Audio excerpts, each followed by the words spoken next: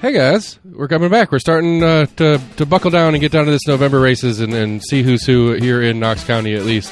We're almost in agreement, almostinagreement@gmail.com. You can find us on Twitter, on Facebook, on YouTube. You can go to our website, almostinagreement.com. That's where I got my voter guide 22, and you can get a link to this show and everybody else that I've interviewed so far.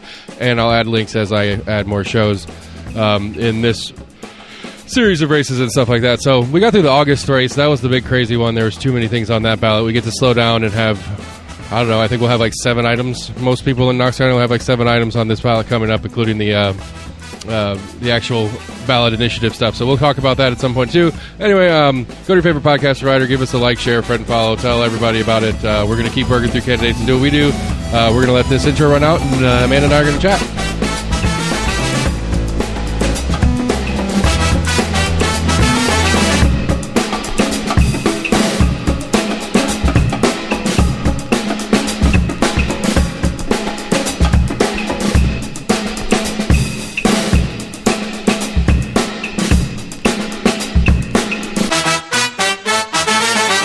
All right, Amanda Collins, District 14. Let's start with a brief history of you. Give me, I don't know, a 5 to 12 minute wee baby to adult running for office. Okay, thank you for being specific for that. And also thank you for having me on for sure. I always hate it when people are like, tell us a little bit about you. And I'm like, what do you mean, like my favorite color, or do you mean sure, I like it all the way. My favorite relative? But you said from a wee baby, to candidate. Yeah. I grew up in northeastern Alabama, in the same mountains that we're in now, with family that had been in the area for quite some time themselves. Grew up with younger brother and a lot of extended family. We did have, my parents got divorced when I was 4. And we, at that time, I don't know if you're really aware, but it's a little scandalous for a woman to have divorced her husband in the early 80s in Alabama. And so it got pretty interesting, and thankfully, we had various family members who kind of helped my mom get on her feet to get into school and get into getting her degrees and getting her job. But at that, during those years where she was working on that, we were technically homeless according to how, for example, Knox County Schools defines it now, which is not necessarily unhoused, but not in your own house. So we lived with my maternal grandparents and then my maternal aunt for a few years while my mother was in school. And because my grandparents had both recently retired and we're on a fixed income, we were on benefits here and there for a while I was in school. But at the same time, we had a very generous extended family member who put my brother and me into a church-affiliated private school for our elementary years. So we had this really interesting dichotomy in our lives between our private school life and our hand-me-down thrift shop, the grocery store on Sand Mountain that has the expired food life, and then these other opportunities that we had in our elementary school. But we did go into the public schools, starting in middle school. I came up through all of that. I was very much a fairly typical overachiever, good at school, involved in all the things. We were very heavily involved in our Southern Baptist church as a family, particularly in their music program.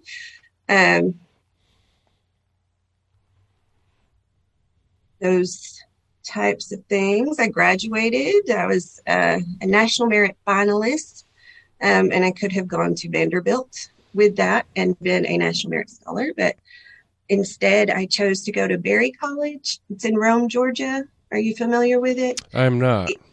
It's a small private liberal arts Christian affiliated college that is on the largest campus in the United States. It's 28,000 acres in the northwest Georgia mountains, and it is gorgeous and it's amazing. It's a very unique experience. And I majored in, and I had to make a decision, and this was my choice. I had to decide between being a psychology major and an English major.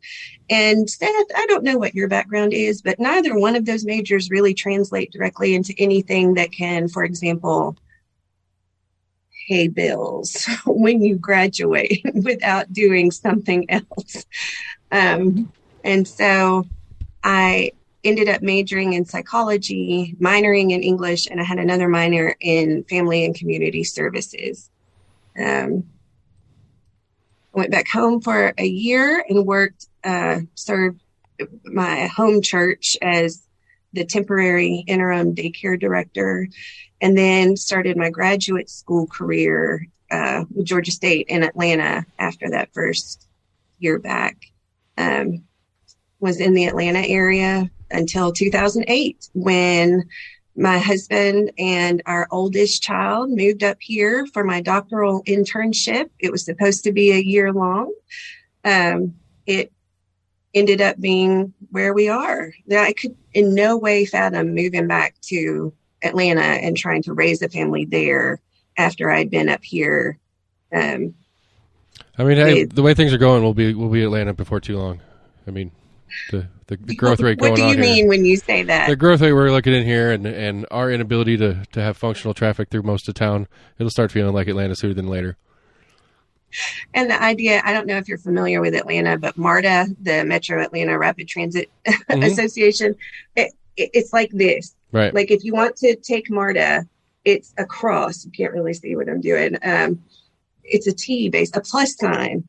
And so you can go to the 4 points. And if you want anywhere like between those things, you cannot really make that. And I don't know if you saw that CAT is reducing their routes, staffing, even their game day stuff lately. And I've heard about it. With as much as we are growing in Knox County and the issue that we have with affordable workforce housing that is in an area that can access our public transit, it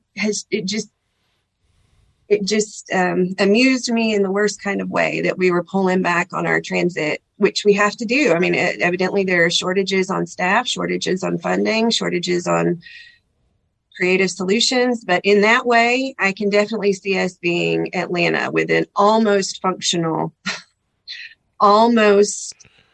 Right. The potential's really there, but we just can't quite get it to cross the finish line. You can't. Yeah. And unless we start like very intentionally putting resources into that, we're not going to either. As long as it's an afterthought and a byproduct of anything else happening, we're not going to get really good. We're not going to get that kind of infrastructure, which we desperately need at this moment. But yeah, in that way, I can definitely see that we're becoming Atlanta. I mean, I'll admit that I didn't put any real thought. I just threw it out there, but it's not inaccurate now that we've discussed it. So what took from? What were you doing professionally? What have you been doing professionally since you finished your master's and stuff like that? I finished my master's. I finished my EDS. I did not finish my doctoral degree, even though I came up here for the internship. I decided that I wanted to be in the trenches and not in private practice or academia.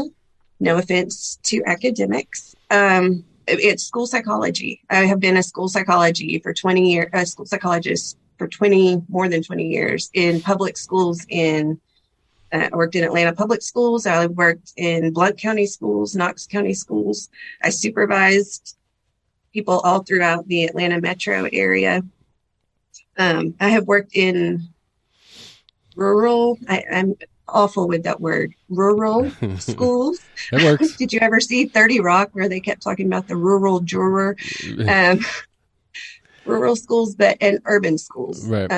As well. And so I think 10 of those years were in at least Tennessee, if not specifically Knox County schools. So that's what I was doing until 2018, when I had to take a medical leave of absence and then officially retired from Knox County in 2020. It was not related to the pandemic. Folks have asked if it was that, and it was not. But so then after that, I have worked to be an advocate for our public schools on a completely voluntary basis. And it's so voluntary that like nobody even really asked me to do it. I'm just doing it. It's just happening, both for my former colleagues, but for public education in general. I have a lot of faith in public education, not necessarily the people who are always making decisions for it, but in general as an institution. So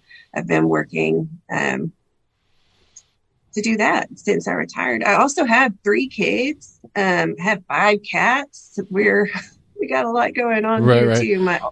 That was to lead into the question of what made the decision to say this is time for me to run for office, to get into the actual elected official sphere. Because I don't know this for a fact, but I'm under the assumption that this is your first run at anything, at least at this level. This is absolutely my first run as a candidate for political office that isn't something like an officer in high school. Right. So it is. Part of it became becoming more educated about what my state House representative could do and what the incumbent had done. So that kind of awareness of what can be at stake for a position that is not glamorous. It is not really a power position, but it is definitely a seat at the table. See, I don't know. I mean, I'd almost disagree with that. I think in the terms of the things that I hear people talk about caring about most, I think our state House and Senate have the most influence on those things out of any of the other bodies, whether it's local mayor, city mayor, or even president of the United States for that matter. I would say that for me, I'm in District 18 and State Senate 6. Massey and Maness have more to do with my day-to-day life than either Mayor Jacobs or President Biden does, or even Burchett for that matter.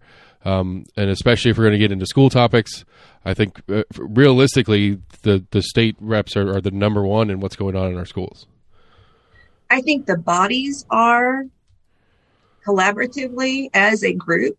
I do not think that necessarily individual assembly folks are the ones who have any kind of absolute power, even necessarily like even undue influence. But I think when you look at the House or the Senate as a team of people working together, definitely those two teams are the ones who have the most,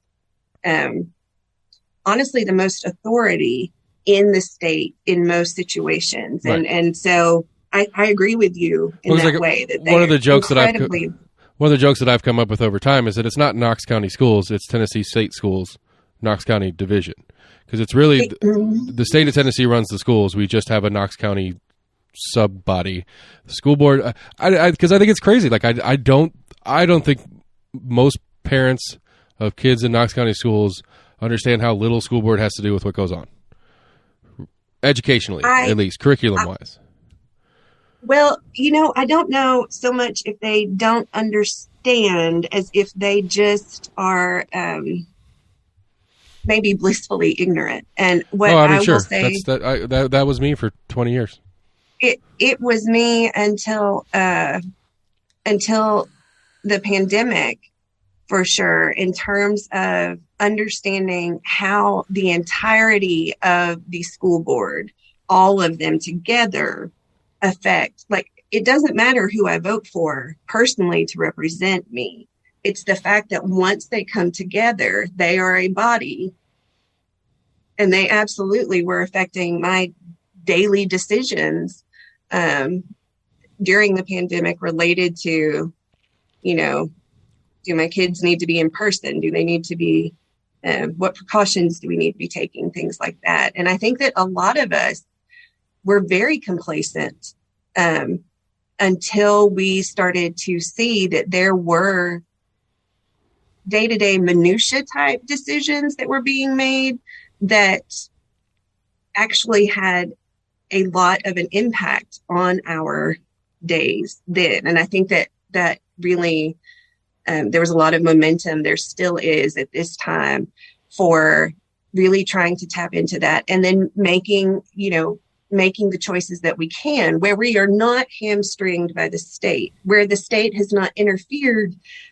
locally too much, what we can do from here. But you are absolutely right that there's a lot of things that are not even up for we can discuss them if we want to, but it doesn't really matter. We can't vote on it. We can't affect how it's worded. We cannot really even ask for clarification or, any kind of negotiation with the state, because it is TCA. It's law. There's nothing we can do about it. But that doesn't mean that we don't try something. And that's part of why I am. So I think, like I said, I just became a lot more aware of what the role of a representative is and how important that is in guiding that body is, the assembly, the General Assembly, in guiding what is happening on the ground in all of these places that we are, and very specifically for me in Knox County. And I felt like, for the sake of my school age kiddos, which I don't know if you're aware, but there are very few General Assembly people in either the Senate or the House who actually have school age children, and even fewer who are mothers of school age children. So my oldest is a junior. My youngest is a third grader who goes to school. We go to school together. We have a school in common. And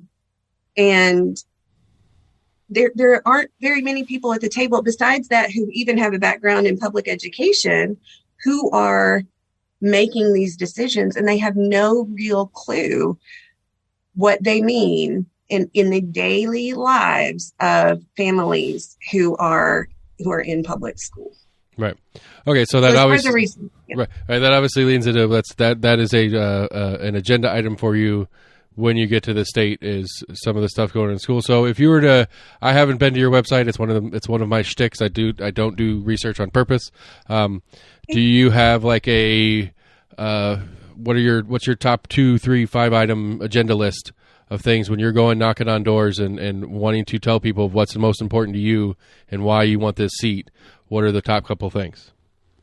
Public schools, for one thing, and that includes fully funding them and supporting the teachers who are teaching in them, and the administrators and the local school boards to make the decisions that they need to make. Expanded healthcare.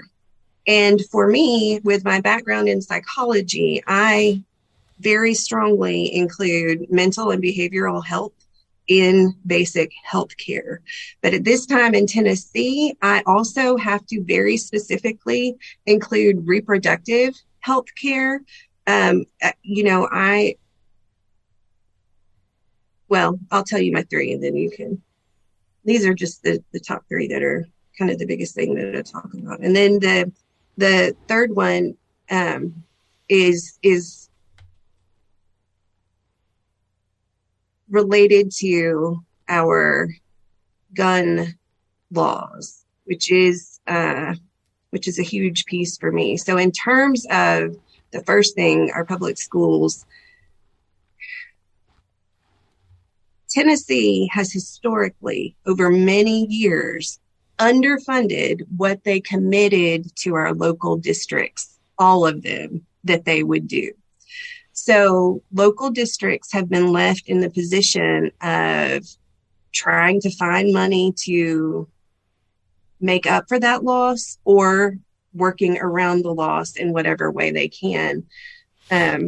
There is something with our school districts called maintenance of effort. Are you familiar with that? I feel like I've heard the phrase, but you'll have to refresh me on it. It just basically means that a school system can never do less than they've done before. They have to, at a minimum, maintain their current investment in the district. Because that was something they were talking about on the new funding formula, that potentially in the first couple of years it could be a significant increase as far as state contribution, but as time progresses that it might end up falling more on the county and the state will be pitching in less a percentage of the whole as they already are. I don't remember the math on it. I do know that at least for a period of time I considered myself to be the most educated person in Knox County on how the BEP formula works, but I haven't figured out the TISA one yet, so we'll keep working on that. You know what? I think that might be intentional. I'm certain it is. And even all of us who have studied that, who have been in it, like you get in it and you're like, it's kind of like when you've been to a location before and you're pretty sure you know how to get back there, but then you take that one left in the middle that was of driving right. And you're like, this doesn't look as familiar as I expected it to. Yeah, I made the joke to Ron in the school in at the school board about in the office, I guess, about how I respect him and I think he's a great dude, but I don't think he knows how they come up with the number. He just cashes the check when the state sends it. Oh, that is going to be incredibly accurate. I mean, and that's no fault to him. Yeah. It's no fault to anybody. It just is what it is. And so, but what we do know is that, yes, it looks great on the outset, but the fact of the matter is that because of maintenance of effort, our school districts are going to have to find other ways to cover the funds, because you can never be less than you were, but where are you getting the money to be the more that you have to be according to some of the regulations? And what TISA also has done is assigned dollar values to individual students, which is a whole other conversation that I could really get into. But what I'll mainly tell you is that the problem with that is it does not account for what we would, like in a business situation, would refer to as overhead or basic overhead types of things. So in a small business situation, you have your location, you have your rent, you have your Wi-Fi, you have your utilities, you have the copier that you rent or buy, you have the copy paper, like all of those kinds of things. And what they are doing is really only assigning it not to the location, but to individual students, which means that our schools that have fewer students, for whatever reason, fewer high dollar students, and again, I'm not using that personally, are going to be at more of a disadvantage than they already are. But wouldn't it, because in my understanding of it is the high dollar students are going to be, generally speaking, either economically disadvantaged households, economically disadvantaged school districts themselves, special ed or special needs classroom students and stuff like that. So I would think that that one to me actually sounds good, and maybe I don't understand it correctly, but that to me makes it so the school of more need is going to get more high dollar students, as you call them, where like our not kids. Me. Well, as you quoted somebody else of calling it, but the high dollar students are the theoretically more needy students and more needy student bodies. So those schools will have more funds to help cover those kind of things. Where the students that have the less need, which tend to, at least as I've noticed, have a better involved local community, better PTOs and stuff like that. Anyway, to make up the difference, it sounds to me reasonable. I may be misunderstanding it. Except that the things that have been cited by the state as things that would produce higher dollar per student are things that already have federal funding attached to them, whereas your average everyday students don't necessarily have that. And so what it does is that it can lead to the creation of additionally needful schools that weren't there before, that because they have had resources removed that they have been counting on. So that's one part of it. The other part of it is that particularly some of our more vulnerable students are highly transient. And so when you assign the money to the student, there are huge issues in terms of how do you allocate like portions of that student's money to some schools at some times, or if they're only there for a week prior to the census on September 1st, that school gets all of their money while they, in fact, may be being served at another school. There are too many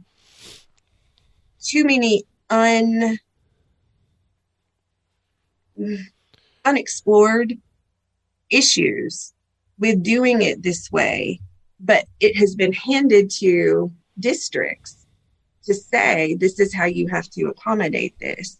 And then beyond that, TISA does absolutely nothing to increase funding, despite the fact that Tennessee has literally billions of dollars in our rainy day fund, nothing to increase across the board salaries for our educators in order to, we're in a huge shortage in Tennessee, not just Tennessee, but and even very specifically Knox County right now. Again, I don't know if you're aware. I talk about a lot of things, like I assume that people know all about it, but staffing is a factor. We aren't paying our educators what they're worth, what they do, and we are not paying to attract the folks that really want to succeed as well. So you need to be doing both things. And that's why looking at student achievement only, literally those test scores, is such a fallacious understanding of the whole of the problem. But that's what TISA does, is it tries to make it into a very big thing, into this very little thing that still doesn't fully fund our schools and still puts local districts and counties on the hook for basically covering for what Tennessee said that they would do, but then they didn't do. Right, but still says that you have to come up with somewhere, but we're not going to pitch in our side. I always joke, that was my other joke with a bunch of school board people when the new superintendent search started going down. I was like, let's hire a lawyer to just sue the state continuously for the money that they promised for schools, and let's just make that our superintendent choice. Who cares how they run the classrooms or anything like that? Let's just go get our money. That was my, again, joke on that one, but that was one of my shticks on that. Okay, so I mean, it's obvious that education is a big portion of your platform. Yes. And what was number two? Number two was reproductive rights. And healthcare. And healthcare rights, because I know, and I know it's a local left issue as far as the it is something I can't remember. I always say mix them up. Medicare expansion that's already in play, but we have not accepted it as the state of Tennessee. That's been a continuous. I mean, that's been on the conversation block for a couple of years now, at least as I've started paying attention. And so, I mean, that seems like a gimme to me too, but maybe I don't understand it either. I don't understand why we wouldn't say yes to money. Like I always, it's a perfect example. Currently, I think we have like $6,000 of student loan left in this household. And if this Biden thing finishes off, we get to pay that off. Wonderful. I have philosophical issues with why and who's and how's and this kind of thing and what's going on with this. But when the Biden administration says, here's your check, I'm going to take it. So That's the same attitude I have with this Medicare thing. If the federal government's handing out cash, we should be taking it. But you're assuming that the people who are in charge of this, like, care about Tennesseans. Okay. I mean, and that's where I'm not so sure that we really have folks in Nashville who truly do. Because if we did, we would not be putting a metaphorical foot down against opportunities that can really help some of our most vulnerable Tennesseans. And that's what the Medicare expansion can do. And again, doesn't cost us anything, but some folks a little bit of pride. And, I'm not somebody who is necessarily interested in winning at the expense of somebody else's health, livelihood, family, those types of things. And Right. It's very frustrating. But in my specific case right now, in terms of, and by the way, congratulations on your student loan debt. I want you to know I am Gen X. I had student loans. I paid off student loans, and I am thrilled for everybody who is going to be able to take advantage of this. And that is because of the predatory interest rates. A lot of people don't realize that it. I agree. I agree with you, but that's what frustrates me about this. Like, it's like, yes, I'm going to take this cash, I'm going to get it squared away for me, but we need to fix the problem. Right. The kids at UT that started this week or last week or whatever, that this is their first year in college, they're going to be in the same shithole that we were in and we've been digging out for the last whatever number of years. It doesn't change it helps out a little bit right now for those of us that have already been through it, but it's not changing what built the problem in the first place. One of the things that might help our Tennessee high school students as they are having to navigate that whole process would be the funding for really in-depth real-life coursework related to how to understand in real life what people are going to be offering you when it comes to credit cards, when it comes to student loans, when it comes to car leases, all of those things. I've had multiple employees who are adults, so 21, 22-year-old employees who can't write checks. Like, they don't know how to write a check. And this goes back to our education conversation. It's like, I know it's the new millennium and we're all computers and we can cash at people stuff and whatever nowadays, but checks are still a thing. They're fundamentals. And to the idea that these children graduated high school not knowing how to write a check, it really blew my mind. And it's like, well, of course, a person who doesn't understand how to write a check how could they understand finances well enough to understand this long-term giant loan for a thing that is ethereal and almost demanded at this point? Because that was my issue with college is that it was like a demand. It wasn't a question. It wasn't it's an option for you to, after high school. It's you're going to college or you'll be a loser. This is happening. Yeah. Right.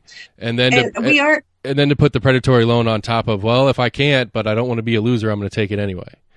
And then you have those people that go and get 2.5 years in and can't hack it and probably knew they couldn't hack it in the first place. And then they're stuck with the debt and nothing to show for it.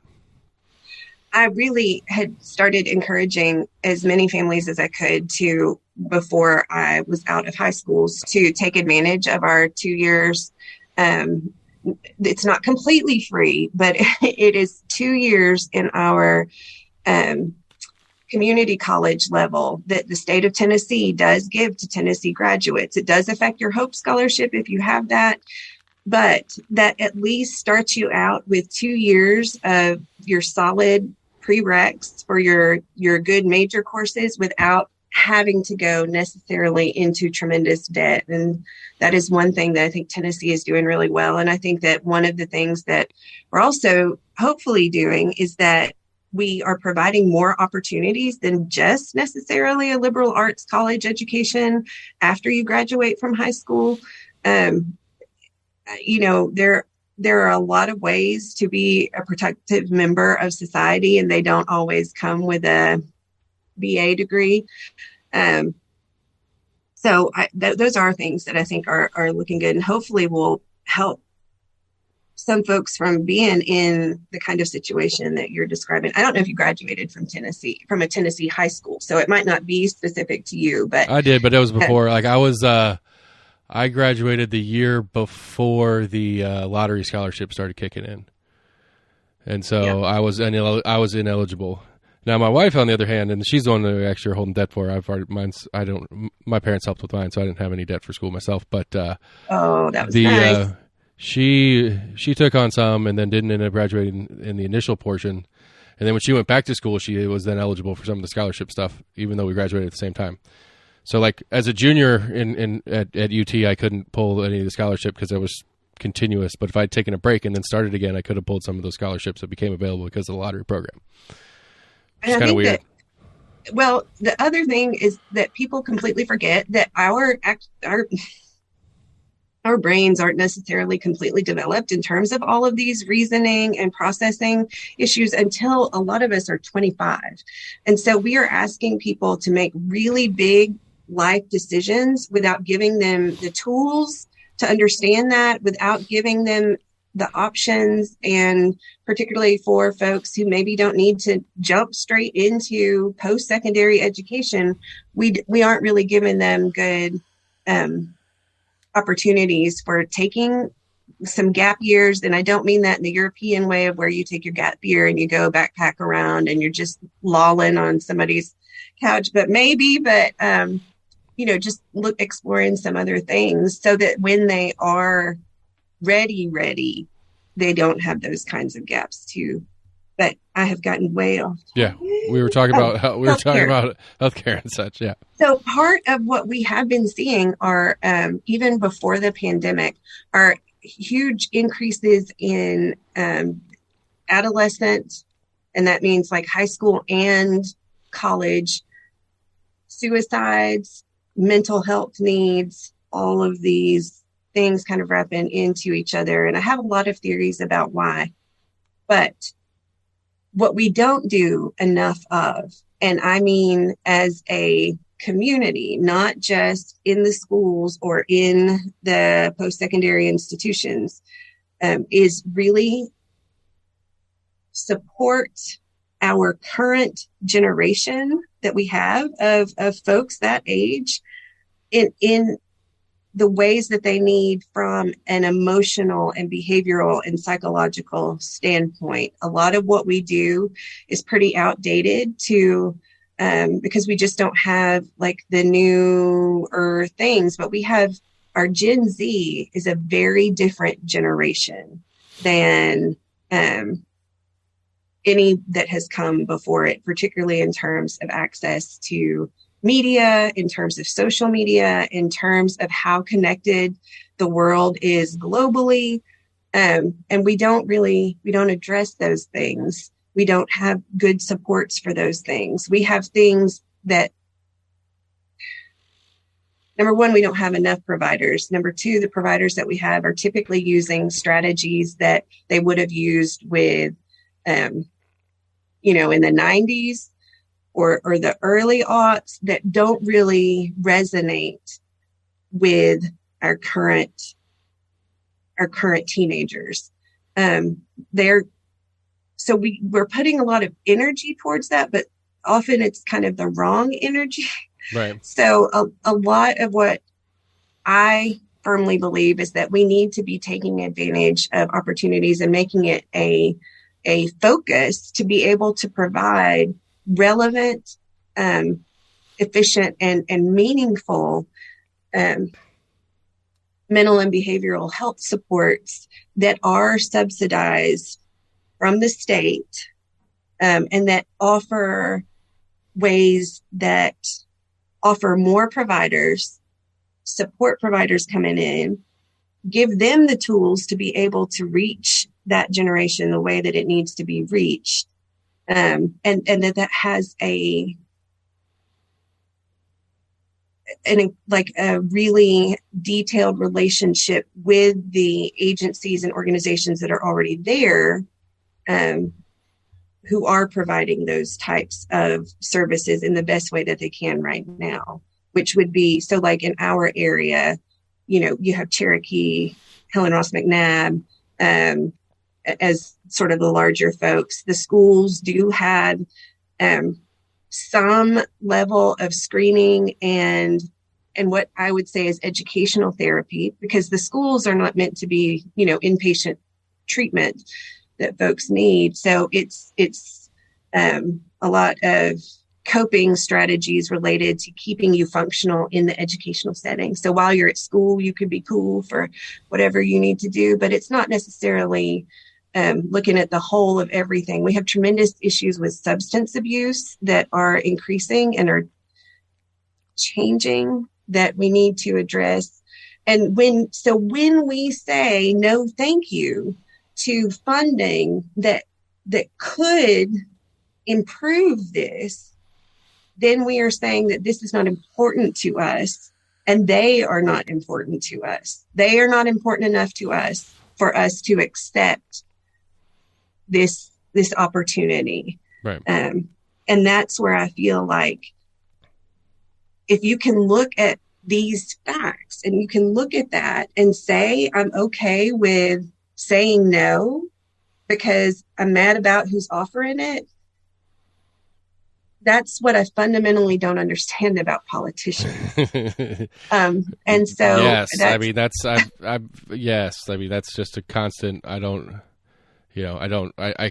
can't fathom some of the stuff that we've seen trying to watch different things go through. And it's like, oh, well, that person said it, so no. And then I said it, so yes, because they're on my team. I hate, can't do that. I am as anti-partisan as I can try to be. And it's sadly, it's unfunctional. It's unfunctional trying to stay out of this team game. And I don't know. That's kind of why I'd fallen into this trap of wanting to talk to everybody, because I'm trying to understand how the persistence of this partisanship is for the greater good, which I don't see it anymore. I haven't seen it in years. And it's easier to it's easy here in Tennessee to have a point one way or the other just because of the consistency of the color of the state of Tennessee, but I don't. It's not a left or right thing. It's both sides have their own. It's just different places have more of one than the other. And so I don't know what the solution on some of that is, but I agree with you on the premise of this sub point of that. So continuing on to healthcare, obviously the Dobbs decision has been a huge impact, and it's probably going to be a huge bonus impact for local Democrats because it's got an activation quality for the base. And so, I mean, I have an assumption on where you're at on this, but please talk to me about it. I just told you I don't understand politicians because I'm not a politician. I am a lifelong you are now servant over here. No, and so I'm in politics. That's a different thing. I'm running for office, but what it does, and see, I hate to say that what I really want to do is go back to Nashville and fix every fool thing we've done, because number one, I can't. But number two, one of the biggest fool things that we've done is we put in place a trigger ban, which is live now. Right, as of a week ago. No, I'm sorry, what? As of kicked in a week ago. Yeah, but has no exceptions, none for rape, incest, and child abuse victims.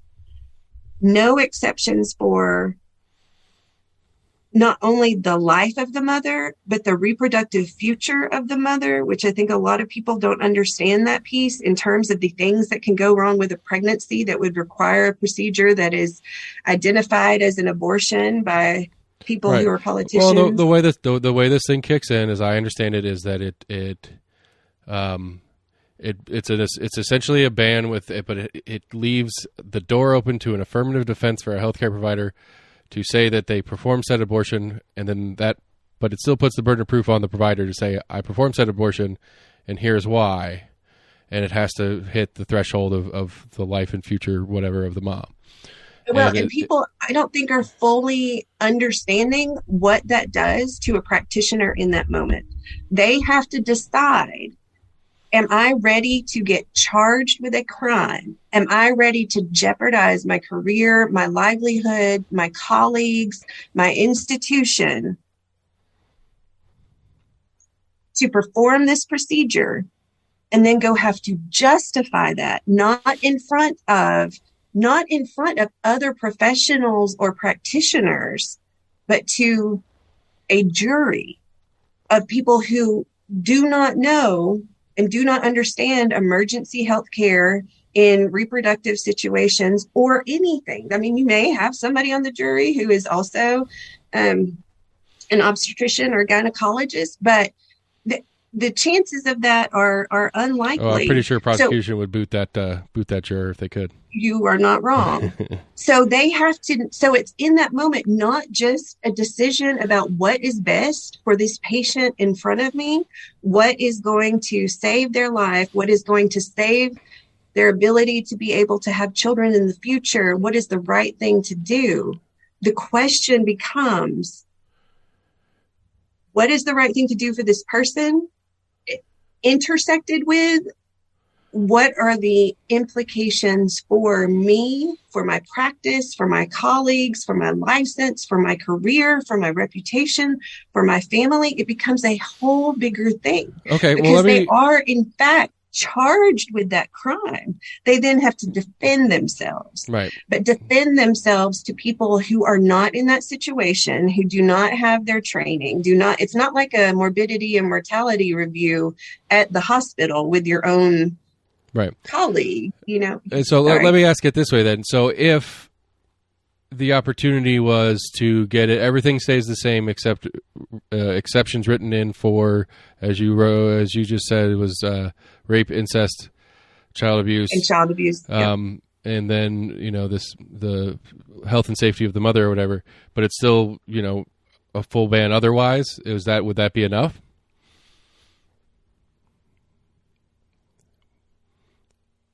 Not for me personally. I think it would be, it's a start to correct an incredible ethical error. But then I think beyond that, you go into policy questions. And so that's, for me personally, no. I think that a woman and her healthcare provider should have the option to access the right reproductive care if she is pregnant, if the person is pregnant, up through viability. That's between them. That should have nothing to do with me. Up to viability of the fetus, where we start calling that a baby, and that's somewhere between 22 and 26 weeks. But up to that time, it's not up to me. It's between that woman and her healthcare provider, in my opinion. Mm-hmm. That's where I am. No, but again, I think the problem I have with the conversation is that, and this is Max on the Big Show. He said this to me many moons ago, and it's like that. It's a conversation where it's two different conversations that go past each other, and this is not uncommon in a number of issues, but abortion being one of the big ones that happens. And it's two different conversations that seem to intersect, but they don't quite. And like right now, especially with everything going on, the no exception is where everybody's drawing the line, and it's like, well, okay, I can understand that part of it, but that's not what you want either. And so I would rather hear the argument for what you want as the corrected version of it than the complete rebuttal of the other side. Does that make sense? Which you already did answer. I'm just saying that's why I ask it that way, because it's not even a point of me agreeing or disagreeing with your take on it. It's that I want to know what the correct answer is to you. The first part of the answer is that we have a huge ethical human rights piece that we need to correct. We need to get that fixed. And that is, again, that affects everybody. The idea that I have an 11-year-old right now. And so what we are seeing in the news are the 11-year-olds who are unable to get a no questions asked, a no limit, who aren't able to get those kinds of abortions. And I will tell you that carrying a baby, I've carried 3. It is not just you get pregnant and then there's 9 months of question mark and then baby at the end. It's like the underpants gnomes from South Park, where they're like, underpants, question, profit. So a lot of people think, the act of creating a baby, 9 months, baby, and they're not thinking about the toll that carrying a baby takes on the parent's body, and the long-term effects of having done that linger way beyond labor and delivery. And so particularly for our minors who could not have given consent in the first place. It was non-consensual, but whose bodies are still very much developing, forcing them to carry a child to term, even if it's to give it up for adoption, is damaging. It damages their body. It changes their body in ways that can never be recovered and leads to so many other increased risks. And so, again, for me, the very first thing we have to do is correct the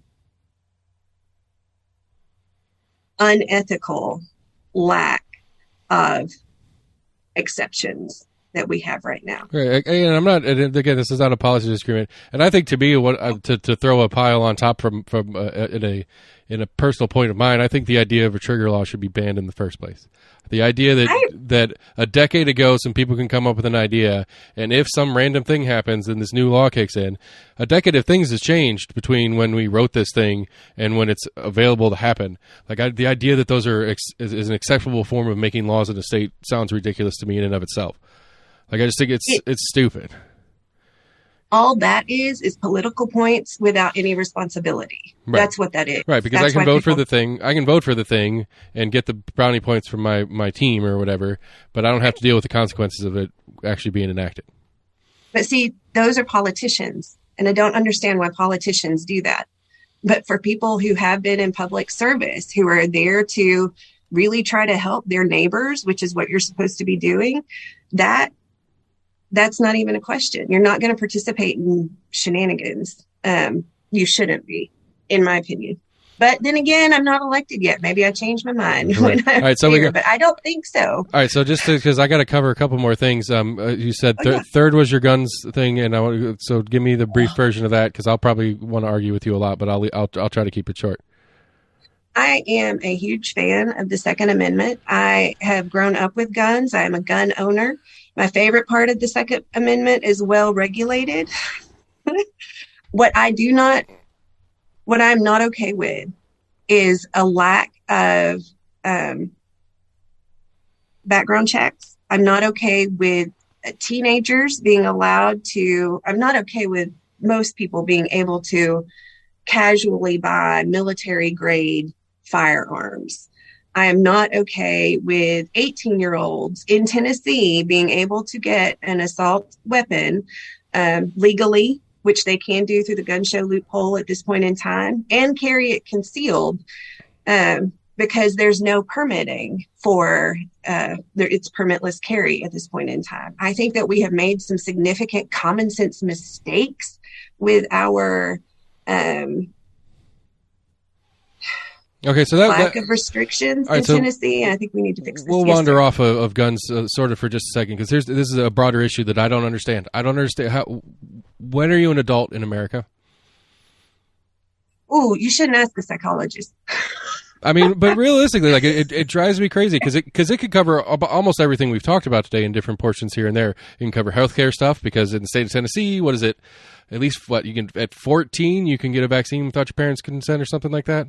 You can do some healthcare stuff on your own at like 14 in Tennessee. Through the mature minor, there's some things that a healthcare provider would have to go through with you, and it's not just any 14-year-old can go up and say, "I'd like a vaccine, please." It's not a drive-through situation. You can go to jail as an adult at 14 or 15 in the state of Tennessee. You can do this, but you can't smoke cigarettes. You can't drink beer until you're 21.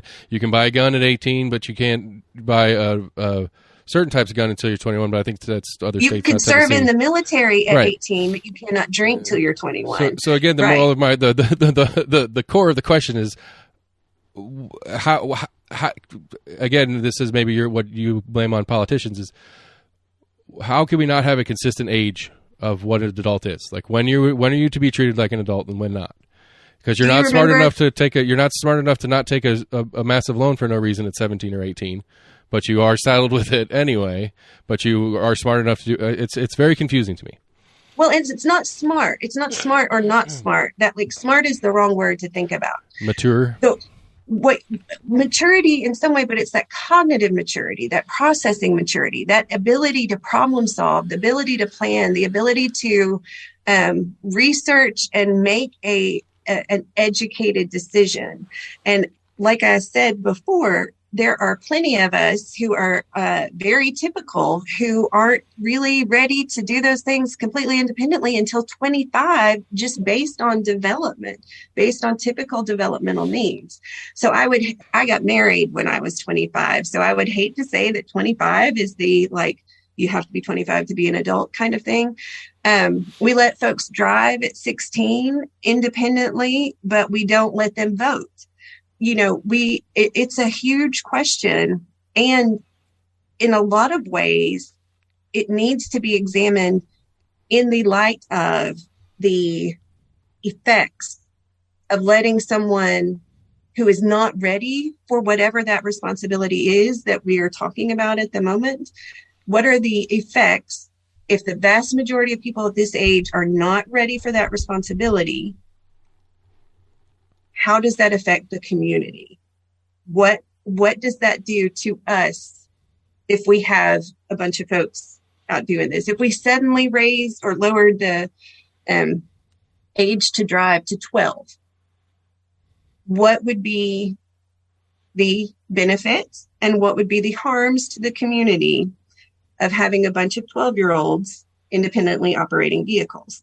Now, you and I both know, hey, I started driving when I was 8. Okay. It was the country. It was Alabama. It was a different time. So 12-year-old Amanda would have been fine behind the wheel, probably better than a lot of folks older than that. Now, I don't know what 12-year-old Seth was like, or if 12-year-old, or if Seth, if you had some sort of sibling that you can't imagine have, you know, been behind that, known a 12-year-old who would be a nightmare in a bumper car, much less, you know, an actual vehicle. And so the problem becomes that we start making laws for 12-year-old Amandas when maybe that's not the typical experience of that age. And maybe it doesn't need to be an age at all. Maybe it needs to be something else. So when I'm thinking about people who, I am about responsible gun ownership. That includes a bunch of things: knowing your weapon, knowing how to clean it, knowing how to use it, knowing when to use it, knowing the right ammunition, knowing how to store it, knowing how to maintain it, knowing how to keep it safe around all these other people. You know, maybe the requirement isn't an age requirement, but it's demonstrating that kind of responsibility in some other way. Maybe these are maybes. This is not my platform. I really want to. Good. That's my it's a winning show for me if I get you off of what you're planning on saying. So I'll take it. I'm just saying that, you know, maybe a responsible gun owner, which is what the community wants, is responsible gun owners, responsible people who can use the weapon responsibly in the right place at the right time and are not going to take it to CAK's football game like we recently had, where weapons are not allowed no matter what. Maybe you have a driver's license. Maybe you have already graduated high school or have a GED, have an equivalent. Maybe you are employed. Maybe you are in the military. Maybe, I don't know, other things. Maybe you have some sort of additional certification or training in an occupation. I mean, maybe there are other ways that we can look for the things that we want to see in our neighbors that aren't dependent on their date of birth. Right. I get it. Okay. It sounds like what you were saying. Right. Okay. Like I said, I think it's an interesting, it's one of the struggles I have when we get into talking about stuff, because everything's got these weird age limits and it just doesn't make, it's inconsistency drives me crazy on stuff like that. Interesting. So my last major one that I want to know about is, so I think it was one of the reps from Memphis in this last session was trying to get a ballot poll put in, and it didn't get passed. But it was a ballot poll that was just discussing, I think it's going to be 3 questions about marijuana in the state of Tennessee. It's going to be something along the lines of, should we have medicinal, recreational, or both in the state of Tennessee? And that was supposed to be an informative, poll question on the ballot that that didn't get added. And so I am in the weed adjacent business. That's my day job. And So I have I have personal interest in it, and so I have I'm curious where, because again, as we realize watching Colorados and Californias and stuff like that, the state legislature is the one that can make this happen in our state or not. And so where are you at in getting weed in the state of Tennessee legally procured for people, and how? I think that this is another situation where I have to use that naughty word, intersectionality, where we have a situation where definitely there are medical benefits to the whole family. And we have a bunch of folks that we are paying to incarcerate who have committed relatively minor crimes related to this thing. And then on top of all of that, we have a lot of violence in our Tennessee urban areas related to an illegal the industry of providing these products. Yeah. So for me, the other part of it, though, is that we do know that when you legalize recreational use increases, which can or cannot have now, depending on where you lay on that, folks can like that or not. And again, I am not really somebody who, even when I am not getting over COVID and don't have bronchitis, I don't really drink a lot. I don't smoke. I will be very honest that I have literally never, ever smoked weed in my whole entire life because I have been afraid. I'm interested in it. And I do have some, medical situations that might be improved. But I have the fear, Seth, the fear. No, you were raised on it. From my first job at Blockbuster, when they, to screen you, they cut your hair to drug test. And so I was 16 and I will never, ever smoke because... and we wonder why Blockbuster's not around anymore. Right. Well, it wasn't the only reason. But so for me, legalizing it makes a lot of sense for a lot of reasons. I do not think that means that there is going to be a whole... there was that awful propaganda from the maybe 40s, the reefer madness. I don't think that... Have you seen that? I've not. I've got hours that I don't have time to do other things in that I'd prefer to do than watch a bad movie from the 70s. Like from the 40s. It's called Reefer Madness. You're going to want to look it up. Okay. And I've heard of it. I just have not seen it. It really lays out marijuana as basically the demon of the home, the enemy of the home, the demon of a good, healthy, functioning society. And it's actually super racist.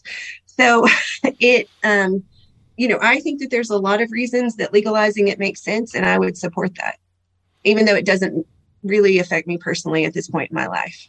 Okay, that's what I was curious about. Now, I normally have 5 questions, but I don't have my list. I can't remember them all. Number 1 is the history of you in politics. You've already said it clearly. This is your first time running for anything. Now, after you win, is this the beginning of a long run for you, or is it going to be a couple terms and call it a career, or what's the plan? My plan is to make the best use of the 2 years that my neighbors give me to represent them in Nashville. And then if I can continue to be helpful in that way, I'm going to continue to do that. But I don't have a plan to be a career politician. I actually am also a huge fan of term limits. So that's, that would negate that anyway as an option for me personally. But I want to be able to make a difference right now and then see where we are. If there's still more to do, then I will keep doing it. And if they feel confident that I can continue to do that for them. Okay. Number 2 is, what's your favorite place to eat around here? About 4 years ago, I was diagnosed with allergies to onion and garlic. Oh. So this really affects my answer because that's the most depressing thing I've heard in a while. I'm still struggling with it. I have not made peace with it. And I get very angry about it. But so right now it's more about restaurants that are able to accommodate that. When we do eat out, I will say Polancho's is able to do that. I can't necessarily have salsa or guacamole, but I can still have a really tasty quesadilla that doesn't have onion and garlic in it over there. love Casa del Gallo and Rocky Hill, and they can do that. Perros used to be able to, but they got a little busy and aren't always able to do it. If we go like into Turkey Creek to eat, Red Robin is able to. I know that's a chain restaurant, but they've got several good things. I can't have my Jack whiskey wrap that I love, but I can have a really good BLTA. And so my favorites are limited to where I can really. All right. Well, the number 3 is a safe one. Is what's your favorite ice cream? Because we shouldn't have to worry about our garlic and onions in that one. No, and that means that I do eat it. If you give me the basic 3, vanilla, chocolate, and strawberry, I'm typically going to choose vanilla, but I'm kind of a butter pecan, cherries, jubilee kind of girl. I like something a little different. All right. Not really. Yeah. Oh, I'm like I said, I don't have my list in front of me, so I'm trying to remember my list while we're going. 4 is tell me about a Republican locally that's in office right now that you like some of the work that they've done. Becky Massey represents me. And honestly, when I started looking into what my opponent was doing as a representative, as my House representative versus how I don't agree with her on everything, but she seeks out the opinions of her constituents. She's responsive. She tries to, I think, be objective and fair. And I have really admired that. I was very impressed with her when we first got started. She was one of the first couple people that I reached out to do an interview with. That she was like, it was like, oh, it's like episode 7. You want to come do it? She's like, sure, yeah, let's do it. And I was like, okay, cool. Yeah. I was very impressed with that out of her as well. All right, and so then number 5 is, I think I switched 4 and 5, but do you feel like partisanship is an important aspect to me, the voter, for your race in District 14? What I will say is that I had many Republicans sign my petition to run, and I have many Republican donors. So I feel like in my personal race, in the race that I am in, it's a lot more about character and ethics and responding to the needs of the community than necessarily your party. Okay. However, I'm also in D14, and a lot of people are going to vote R no matter what. But for me personally, I used to be a Republican. Obama was the first president that I voted for who was not a Republican. And that started my slide into independence, and then the long slide into accepting that I am indeed a Democrat. But the Republican Party is a completely different entity than it was when I was a Republican. So I guess what I would say is that I can no longer be affiliated with them from an ethical point of view. I believe that we are called to love, to work together, to show love to our neighbors. We are not called to make legislation that is about hate and is about excluding others. I believe that we're here to try to work together collaboratively and peacefully. And I don't see that right now with our Tennessee Republican Party. So I think for some people that has come into play. Okay. All right. Take like a minute or two and do your plugs, your website, any way you want people to contact you and learn more about your campaign. And then we'll outro out of here. Okay. I would love for folks who are interested in finding out more about the rest of my platform and finding out a little bit more about me to visit amandafortn.com. And that's FOR, not the number 4. You can also follow me on Twitter and Instagram at amandafortn. And those are the places where you can really kind of get to know me a little bit better. I do also have, get to know me a little bit better on that kind of day-to-day basis. But I would love for anybody who has any questions to email me at elect@amandafortn.com, and we will get back to you. I really want to talk to folks, especially because sometimes I feel like the issues that are most important to me aren't necessarily as universally important. So I don't want to leave anybody out. Well, cool. Thank you so much. I appreciate you taking the time. This was fun. I hope you enjoyed your first podcast experience. I did. It was awesome. It was a great conversation, Seth. I appreciate it. Next time we should do it in a real place when we don't have COVID and with actual alcohol, because your website promises beer. There's no beer here. I mean, that's not. Blame you. It's your house. I can't. I blame. No, I blame you. I have beer completely. here. I have all sorts of drinks here. Anyway, we're not in the mood to do it. We're not in the shape to do it. But anyway, thanks again, and we will talk to you guys soon. All right. Thank you. Bye. Amanda Collins, everybody, District 14, coming up here in November, if you're in District 14. Also, go to our website, almostagreement.com. The Election Guide 22 is there. It's going to have a link to this show, as well as all the other shows that I do for the upcoming election. And there's links to KGIS and Knox County Election Commission, so you can double-check your polling place, make sure you're registered, and like what seats you actually get to vote for, so you're not confused. Because I don't get to vote for Amanda Collins because I'm not in her district. But we do share Senator Massey, but she's not on the ballot. So we're Almost in Agreement, gmail.com, almostinagreement@gmail.com. Go to Facebook, Twitter, YouTube, look us up, give us a like and share there. Go to your favorite podcast provider, listen to us there as well. Tell your friends about us, help us get the word out. We're going to keep doing more shows, and I'm going to get some more interviews before this November race. And I'm still working on trying to get Manister Massey to come in to help me with the election, the ballot item, so we can understand what yes or no actually means on those votes. So we appreciate everybody. Have a great afternoon.